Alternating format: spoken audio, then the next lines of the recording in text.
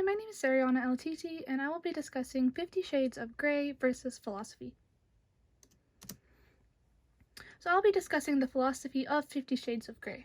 First, I'll talk about what 50 Shades of Grey is, or the plot essentially, characters and their stories, what feminism is, feminism in Wollstonecraft, Christian versus Socrates, then more about Christian, violence, BDSM, and philosophy, and how they relate to each other.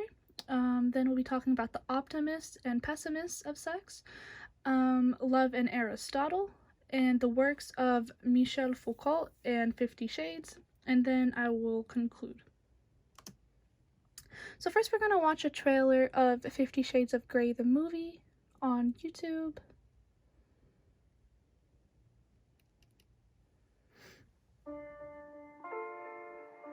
So this is just an interview for the newspaper. I just have a couple of questions. Mr. Grey will see you now.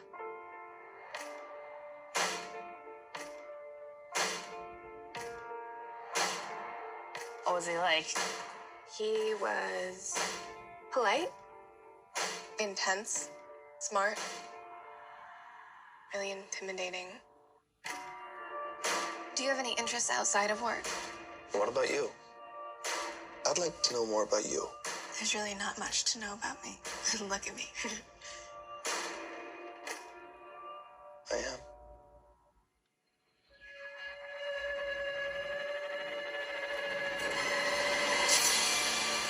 To what do you owe your success? I exercise control in all things, Miss Steele. It must be really boring.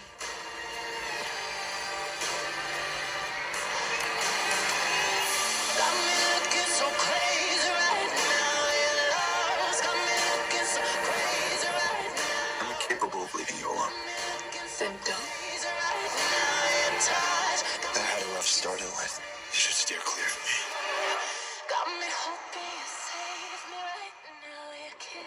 I don't do romance. My tastes are very singular. You wouldn't understand.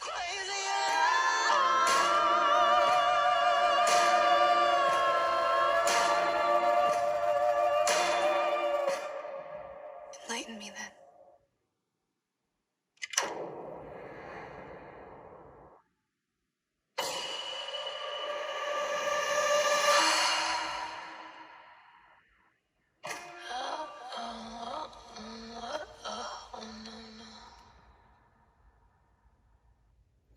Alright.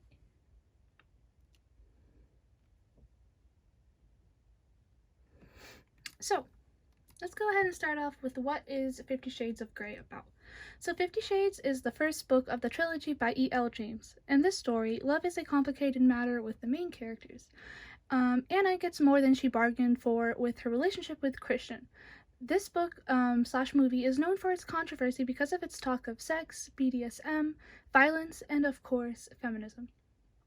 Even though there is consent, there is the issue of violence to the art of BDSM in their relationship, which is eventually how their relationship meets its demise. Even though the book and the movie have the same plots, there are some differences between the book and the novel, which often happens when you create a movie. Some parts of the book end up getting cut from the movie due to their grotesqueness. For example, the period sex scene gets cut from the first film, and though some fans missed it, most were unsurprised that this risque scene was cut, according to Silva in 2020. Many fans and readers believe that this had a lot to do with the topic of feminism and violence and the disrespect towards women. Okay, in this slide I'll be talking more about Anna and Christian and their story. So Christian Grey meets Anastasia Steele through an interview, and that is how they eventually end up falling in love. Anna learns quickly that Christian is different and his terms of a relationship are stranger than what she may be used to. Once Anna learns about Christian and his BDSM, she signs the contract to be in a relationship with him, even though a lot of it is him controlling her in many aspects, more than just a relationship.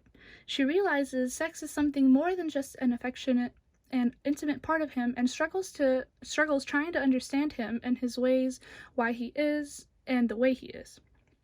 When Anna asks Christian to show her how far he can take his kink and just how bad it can get, she realizes he was getting off by the pain he was inflicting on her. This scared her off, and she realized that she cannot be with him. Anna realized that as a woman, it is hard to love a man who enjoys inflicting pain onto anyone, especially a woman. This leads us to our topics of violence and feminism. So what is feminism? The topic of feminism is a big topic when it comes to the controversy of 50 Shades. But what is it? Feminism was first introduced in the 16th century. Feminism is essentially a branch of philosophy in which women advocate for equal rights or gender equality. Feminists argue that women should have the same opportunities as men within society, politics, and career, according to an article by Trumpeter in 2015. Basic women rights is what really a feminism is, and in this case, feminism comes across the topic of a relationship, not just with society, politics, or careers. Christian tries to pursue Anna, but not only is it through love, it's through ownership. Great women of modern times like Oprah or Beyonce really owe the women before our time, like Mary Wollstonecraft and Simone de Beauvoir. Feminism and Wollstonecraft. The things Wollstonecraft wrote about feminism in her time are still relevant in modern times. She once said women exist for the sake of men, as if they were property of men. This concept can be seen when Christian explains to Anna that he was born to control things and exercises control in all things, according to the book, even if those things are just sexual or not. A big topic of discussion is the emotional and mental abuse where Christian Grey controls everything that Anna does, from what she eats to where she works. And this is something that feminists would have a big problem with. Christian had control of her personal life, dietary habits, always kept an eye on her, which was written out in their contract. This is more than a relationship, it is ownership. So now we're going to talk about Christian and Socrates. Christian is beautiful. Anna repeatedly explains this, his overwhelming good looks, from the moment she meets him. He is also described as intelligent and an intellect. A hardworking man with a lot to show for it. Anna also mentions his arrogance from the interview. We can compare him to Socrates, both very intelligent men, but even though Christian was also known for his looks, Socrates was not. He was actually considered to be ugly, and his unattractive appearance contrasts with his intellect. So here's some more about Christian. Christian is a successful rich man who has singular tastes, as he states in the movie and as we saw in the trailer. In fact, he tells Anna that he likes to exercise control in all things, which can easily be seen as an issue in feminism because of the stereotypical concept that men should always lead or be in control, even when it comes to their relationships.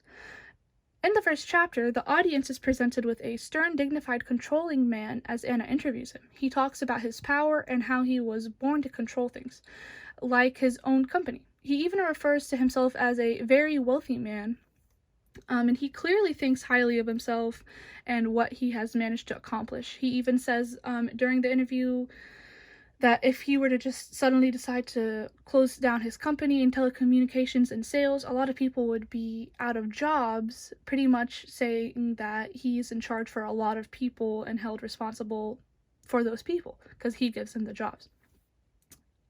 Everything about him is clean, organized, and secretive, from his office at work to his sexual life with Anna. So now we're going to talk about violence, BDSM, and philosophy. So continuing from our last slide, the book is known for its glorification of violence.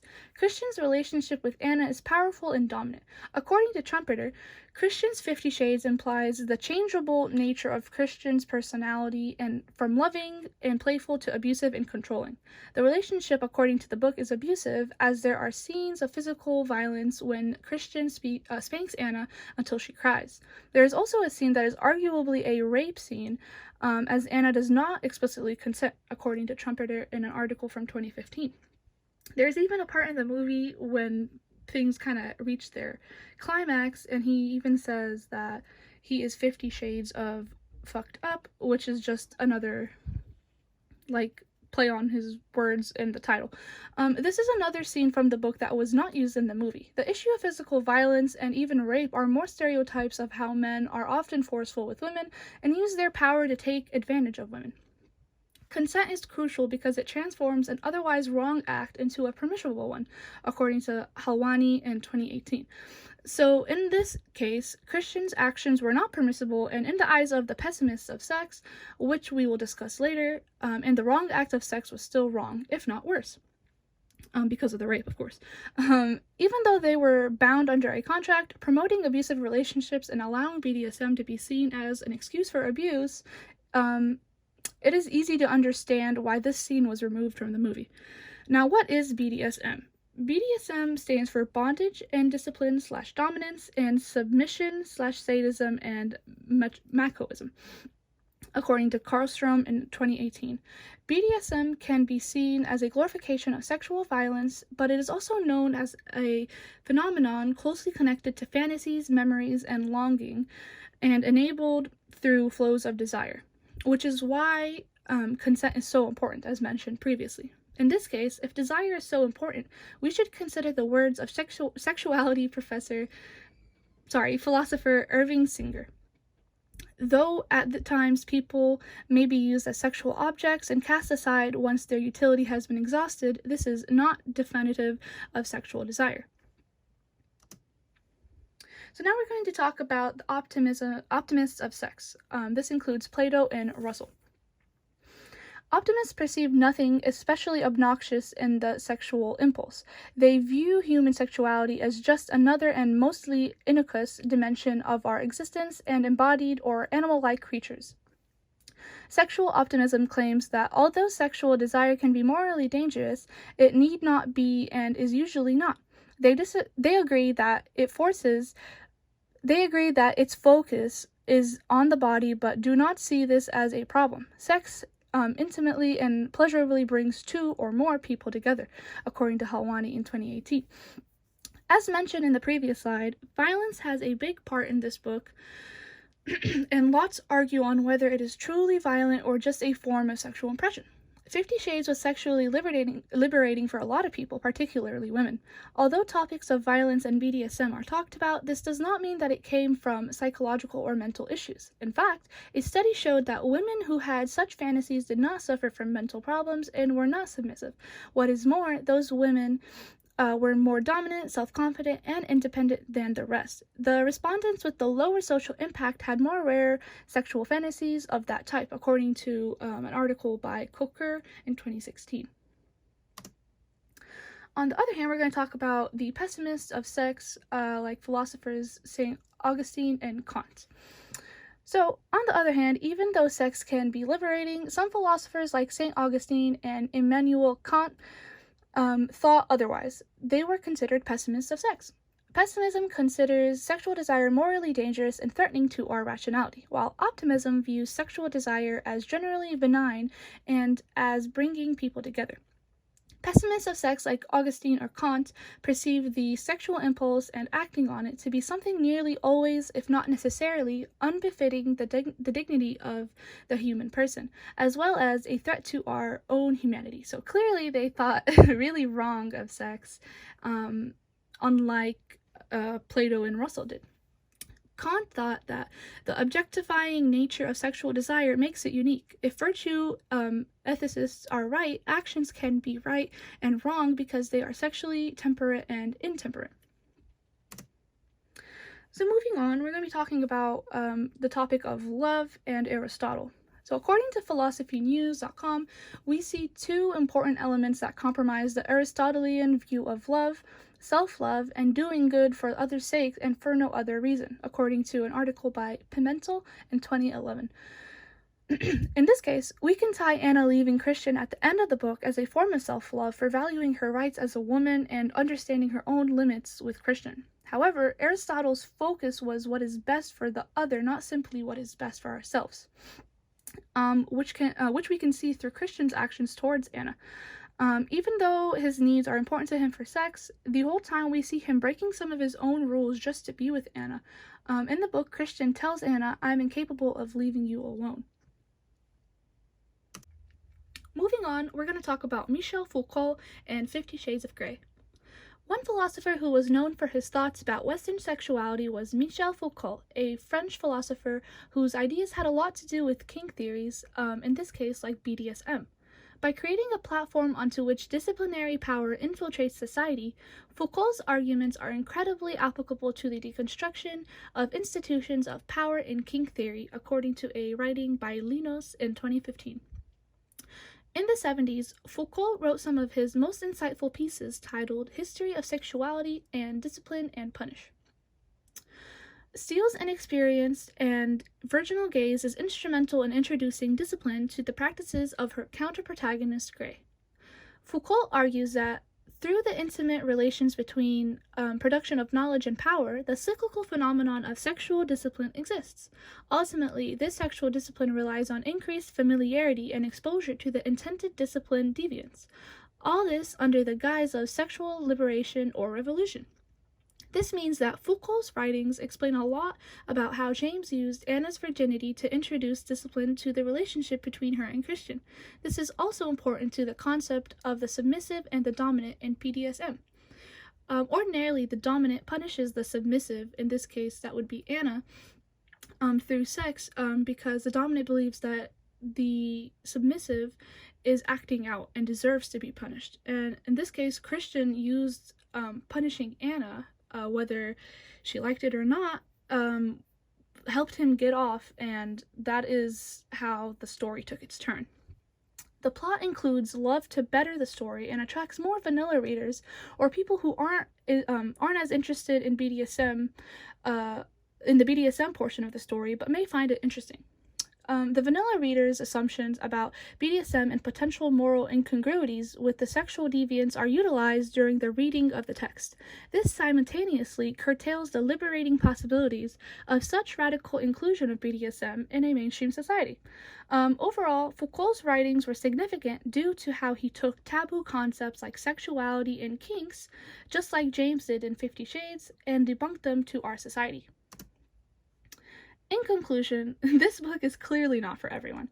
Not only is it not for kids, teens, or young adults, but even some, like older adults, cannot grasp the idea of BDSM and Anna and Christian's story. Thankfully, the story did not end here.